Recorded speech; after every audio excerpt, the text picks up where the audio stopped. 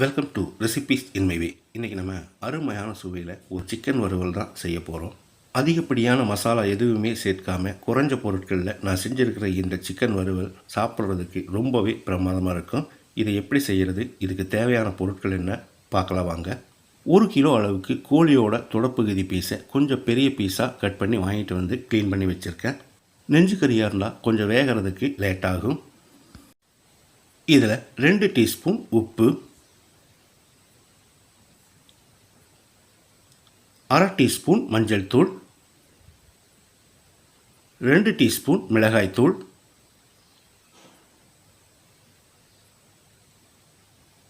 2 teaspoon Kashmiri மிளகாய் தூள். இது இல்லைன்னா சாதாரண மிளகாய் தூள் 3 டீஸ்பூன் சேர்த்துக்கோங்க.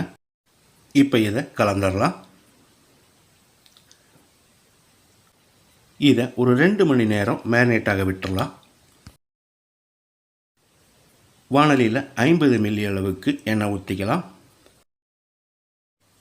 1 இன்ச் அளவுக்கு 2 துண்டு பட்டை. ஸ்டவ்வில் தீயை குறைச்சி வச்சுக்கோங்க. 2 டீஸ்பூன் சோம்பு,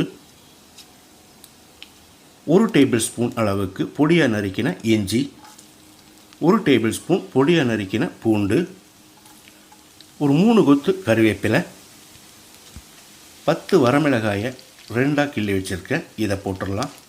மிளகாயை விதை எடுக்காமல் விதையோடு தான் நான் சேர்த்துருக்கேன். குறைஞ்ச தீயில் 1 நிமிஷம் இதை வதக்கி விடணும். அதிகப்படியான தீயில் வச்சா மிளகாய் சீக்கிரமாக கருகிரும். 1 கப் அளவுக்கு 1-2 நறுக்கின சின்ன வெங்காயம், 3 பெரிய வெங்காயம் பொடியாக நறுக்கினது. சின்ன வெங்காயம் இல்லைன்னா பெரிய வெங்காயமே இன்னொன்று சேர்த்துக்கோங்க. வெங்காயத்தை செவந்து வர்ற அளவுக்கு வதக்கணும்.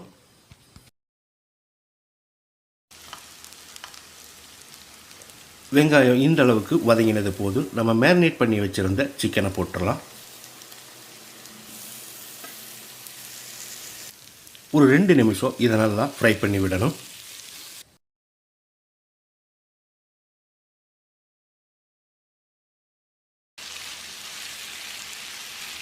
இப்போ இதோட 1/4 கிலோ அளவுக்கு தக்காளியை நறுக்கி வச்சுருக்கேன். இதை போட்டு 1 நிமிஷம் மறுபடியும் கிளறி விடணும்.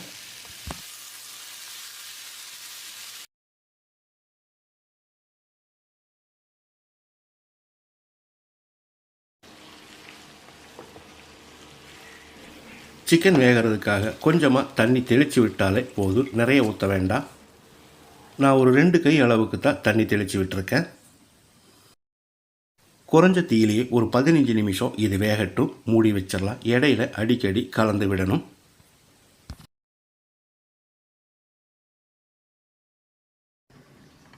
பதினஞ்சு நிமிஷம் சிக்கன் வேக விட்டுருந்தோம். ஒரு 3/4 பதத்துக்கு சிக்கன் வெந்திருக்கு. இதை ஒரு தரம் கலந்து விட்டுடலாம். இந்த ஸ்டேஜில் உப்பு காரமும் சரி பார்த்து போட்டுக்கலாம். நான் 1 டீஸ்பூன் உப்பு சேர்க்கிறேன். காரத்துக்காக கொஞ்சமாக மிளகாய்த்தூள் உங்கள் விருப்பம் போல் சேர்த்துக்கோங்க. நான் சேர்த்துருக்கிறது காஷ்மீரி மிளகாய்த்தூள்.